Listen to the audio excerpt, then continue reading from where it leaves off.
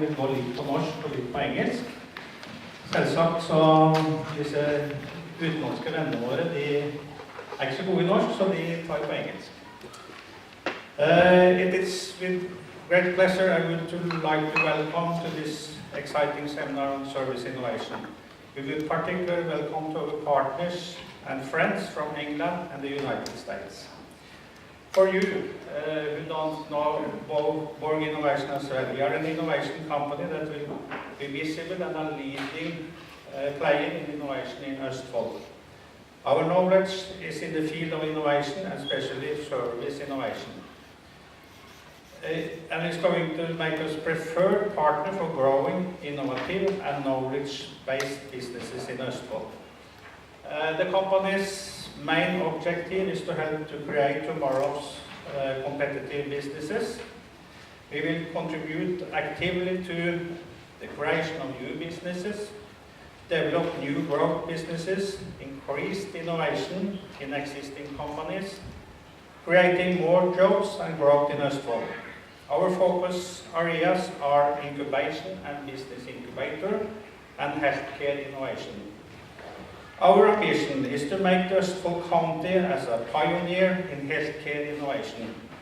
With the building of a new Østfold hospital and forward-leaning municipalities and businesses, we are well equipped to put us in a driver's seat. Our 75% of value added in the Western world is going on the field of service innovation.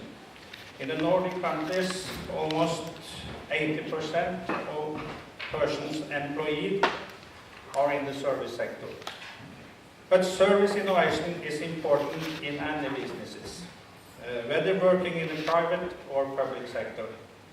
One has to pay attention to the customer and users. For 4 years, this has been the topic of the research project Value-Driven Service Innovation, led by VDSI, Norwegian Business School. The aim has to produce knowledge that can lead to more service innovation in both private and public businesses. Most of the value creation on the mainland of Norway will in future come from services, no physical products. This is an area we know little about. Norway is located behind the average of the European Union when it comes to innovation, while Sweden and Finland are in the top 5. We believe that service innovation is an important part of the answer to what needs to be done. Part of the project has looked at service innovation in healthcare. We and several others points to service innovation as essential to meet current and future challenges in this sector. This will be a topic at the seminar, but it will be about knowledge and examples that will be very useful for both private and public businesses as well in other sectors. This and a similar seminar in Oslo tomorrow conclude the research project which has been founded by the Research Council of Norway with Borg Innovation and Accenture Norway as contributors and sponsors. Østfold County and the Regional Council in Nedre Glomma region have been sponsors of Borg Innovation participation in the research project. In addition, people from Sarpsborg and Fredrikstad have participated in a number of events in the project. At this seminar, participate service innovation capabilities from BI, the University of Oxford, CITRIS, and the University of California, Berkeley in San Francisco, and the Information Technology and Innovation Foundation from Washington, D.C. See it up here. The seminar is shut down by live work with practical examples of service innovations and service design. It's really not very often we can invite to a free seminar in Østfold with such international capacities on service innovation. Whether you work in private or public companies in the field of health or other areas, we promise you an exciting day with knowledge and practical examples you will find useful in your own businesses. Support for this workshop with nearly 70 people shows us that service innovation is something we are going to continue even the research project is terminated. The most of the seminar, of course, will go on for English, take place in English. Even if we have been together with our friends from England and USA several times, they are not really good to speak English yet. But the presentations will also be available. Then I give the word to Peder Furseth from BI, which will provide an introduction to service innovation and the research project. He will also gradually introduce the other presenters. Peder Inge is an innovation researcher and lecturer with over 15 years experience in business models, value creation, network service innovation, research and education. He has courses in both Oslo and San Francisco. Peder Inge, welcome. Thank you, Bjørn. Thank you very much.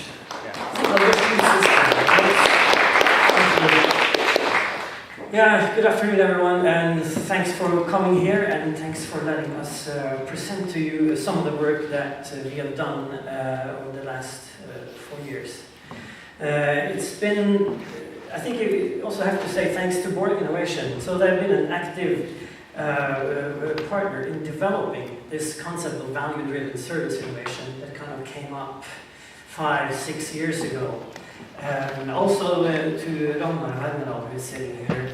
I remember we sat on a boat in the San Francisco Bay saying, you know, this really about this field in innovation, there's something lacking. And kind of together with Bjørn and colleagues, we kind of arrived at the value-driven service innovation, which is a piece. So it was in the making for quite some time.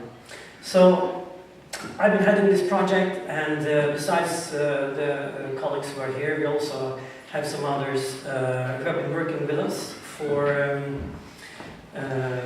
some years, actually. So this is the international group that has been core to this. And we have, so Stephen de Mello, who you will hear first, is from the Center for IT Research and Interest of Society. And they have undertaken this study of independent living that has been, you know, become really a global challenge, a global issue as we have been going along for this. And it's also been very foresightful by Borg Innovation in picking this topic and saying we want to push this and we're going to try to collect more information about it. Furthermore, we have Richard Cuthbertson from Oxford. Why don't you get up for Stephen so you know? So this is Stephen de Mello. Yeah, and then Richard from Oxford, and then Stephen Esel from ITIF in Washington DC. Yeah. So it's you know, we've been a team for 4 or 5 years, so that's it's very good. So while Stephen de Mello has been working more on public services and independent living, Richard Cuthbertson has been working more on the commercial organizations and how they can increase their innovation ability while focusing on services and developing that field. Stephen Esel has been working on some cases where we are applying a model that we have developed, something called the service innovation triangle. And one of the things we have made in this project is to write the smallest book in the world about innovation. It's called it's a kind of a little booklet that you can have access to. So, you know, I don't have too many copies, so you can have one, or you can pass it around and get it back. So that's but that's one way of disseminating some of the work, and also show you a little bit about a web page that we have with several dozens of videos that are, I think, relevant to you, and you're free to use. There are also other people in part of the project. We have my colleague Torvald Andreassen at the Norwegian Business School in Oslo. There are 2 PhDs candidates who will come from this. One is Ron Bjørn, who's been funded by this part of the project. We have had a lot of researchers, 2 research assistants, and we have gone through, I think, some 1,000 articles, really, on the field of innovation. We've been tracking about 50 journals for 5-6 years.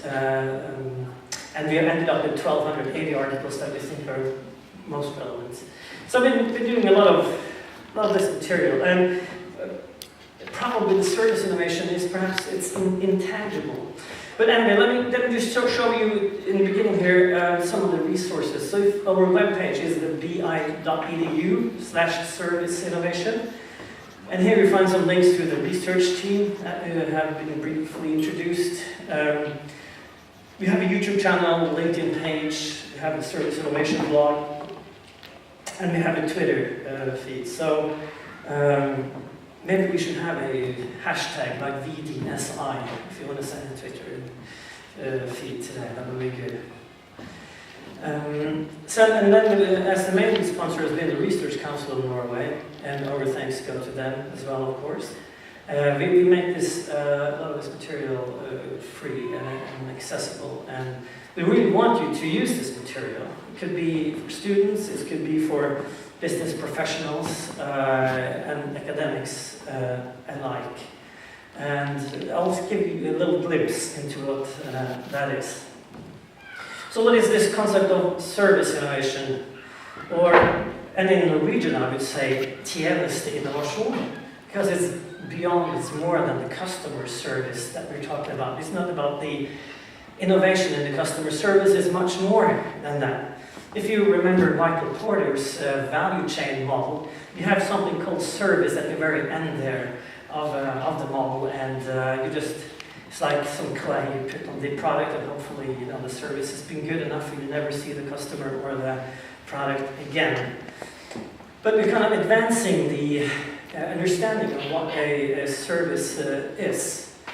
So it's a different, på norsk, altså det forskjellige mellom en tjeneste og det vi kaller service. So service is the customer service, typically, while a service innovation in the wider sense, meaning tjenesteinnovasjon, that's much broader, and that's about what conditions makes this happen at all. So we have experienced all customer service on a plane or in a hotel, but the wider concept of service innovation in the meaning of tjenesteinnovasjon is, why did this airline come about at all? Why did the hotel come about at all? Why did the Experience Center come about at all? What's the background for this? So, if you look at Ryanair, that could be a good example of thinking about who the customers are. A large portion of the customers are paying a very small price for each ticket. And Ryanair sometimes claims they want to increase that portion. Who then are paying for the flights to go from A to B? So they have found a new group of customers, and that's the airports themselves. So the airport in Murcia, southern Spain, for example, I don't know if you've been there. It's about 100 kilometers outside of Alicante. So that airport is basically a shopping center with a runway. It's a shopping center with a runway, it's not an airport. So that shopping center with a runway pays some fees to get the airlines to land there because they bring customers in. So when me and Ragnar have flown to southern Spain for 50 kroner, we feel we have this extra amount to spend while we land there to pick up maybe a couple of bottles of wine, a funny hat, But anyway, it's you kind of turn it around, who are the customers and how to serve them the better. So this customer focus, I think, is very important. So companies' activities shouldn't be about making cheaper, better stuff, but it's about making things that allow the customer to get more value in their lives, however we define that concept of value. So we have spent some time looking at the literature in this field, and an important thing that we are trying to do is to give companies and organizations a better foundation for thinking about innovation. So we're not able to go into each company and say, you have to do innovation in this way or that way, but we're trying to strengthen the basis or the foundations that companies, organizations use, but work with innovation. And we are basically thinking about, creating value, so it's value-driven service innovation that is the focus. Innovation can be defined in many ways. It could be to see what everybody else sees and then think in a different way. Innovation can be making things simpler. Have the example of NASA in the US, who spent $11 million to develop a pen so that it could write upside down, because when you're in space and you got your big pen, it wasn't always clear that it would work, and not quite clear what's upside or what's downside. So they spent, I think it was $11 million. You have to correct me, Stephen, if it's wrong. Oh, so what did the Russians do? They just brought a packet of pencils and solved the problem in that way. So that's also innovation, I think. But I think the innovation is kind of a commercialization of new ideas. So you have to have new ideas and you have to bring them to a market. So innovation as commercialization of new ideas, I think that's one good definition. And then, or it could be, creating value for someone. It's not always the user who pays. So we have this model then where we try to think of the fact that we need to create value for three actors at the same time. The users or the consumers, they need to have value, but also the providers need to have value for innovation, as well as the firm itself. And this has to happen at least in the long run. So that's what we try to draw triangles here, because there are three actors that need to have value at the same time. Then we also have three layers. So the bottom layer here, we call the innovation capacity layer. This is about the resources for innovation, from tangible via financial assets to intangible assets. And then we have technology and people, which are still important resources, but perhaps more fluid than the others. The next level is the innovation ability. So level, and this is more of what the management is working about, or trying to work about, or should work about. So here we put in a business model, customer experiences, and a service system that's kind of backing up the customer services, the customer experiences that we want to create. And here are where the suppliers come in, and it's connected with the technology. Finally, the end result is value, however you define value. And that's kind of the commercialization aspect of it. So there are 9 triangles in this. So we spent 4 years, and we ended up with drawing a triangle. I think it's not so bad, is it? Well, I think this model has some advantages over others. I won't go much into that now, because we will have Richard Cuthbertson explain that to us, as well as Stephen DiMallo and Stephen Isaldo also apply this model.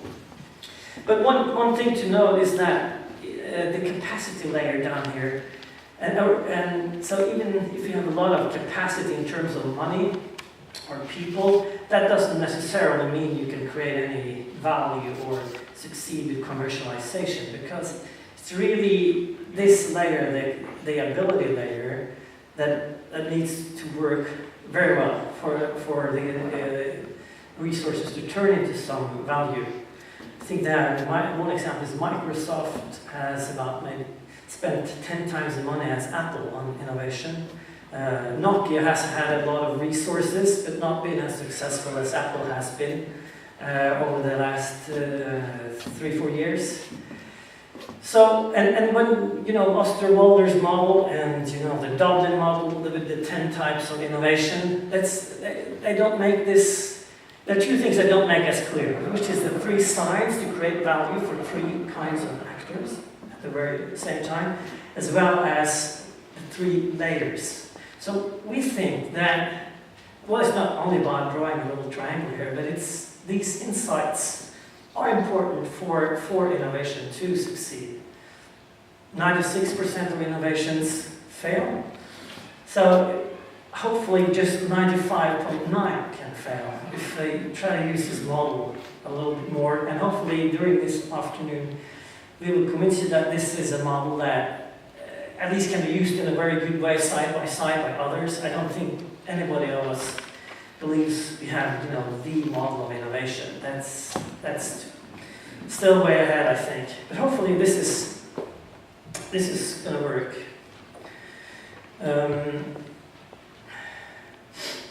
Let me show you something about business model innovation, which is, you know, this part sitting in here.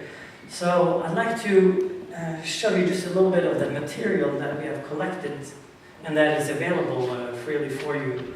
So we have, to test this model, we didn't, you know, send out the survey, but we went to some of the best capacities of innovation in the US.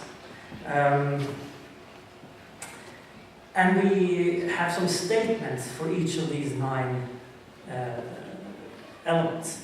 And we read out these statements, and we asked them to discuss the statements, to try to get the relevance of the statements. And let me just show you a little bit about the statements about the business model and its importance. And here we have 2 professors from the House School of Business at UC Berkeley, David Thies and Henry Chesbrough. And then we have 2 practitioners, Erik Kjær, who is with Deloitte Dublin, and John Pittman, who is with Autodesk in San Francisco. So I think that's, let me try to illustrate this a little bit. And the statement that they are discussing is a better business model will often beat a better idea or technology. So a business model is a way to commercialize your idea and bring it to market. But the way you think about that business model in and of itself is very important. So this is now turning to the high-tech part of this. Let's see how this is going to work on that. Oh yeah.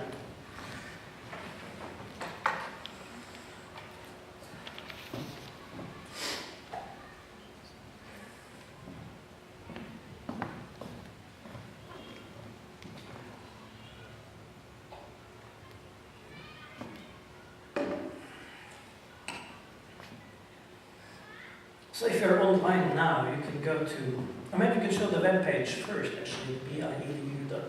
So there we go, bi.edu/serviceinnovation. So here you find some of our resources with some of our publications, and you have one article on that table. You're free to take that one. Some of the leading thinkers, practitioners, who are the persons that we interviewed. Some statements that we asked them to talk about. Then we have our YouTube channel, and we have about now 2,700 unique users all over the world, including one person in Kazakhstan. I'd like to know who that is, but that's interesting. But this is picked up in Kazakhstan as well. We have some presentation of the research team, some events, and a newsletter. So if we go to the YouTube channel,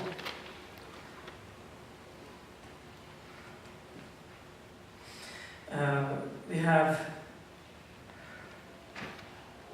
presentation of the triangle, and you can choose between a 1 minute or a 3 minute or a 9 minute presentation of the service innovation triangle, and you can choose Norwegian or English.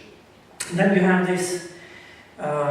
these components: value, customer experience, service system, business model, and the like. So this is also suggesting a way to to work with the triangle and in order to do that with.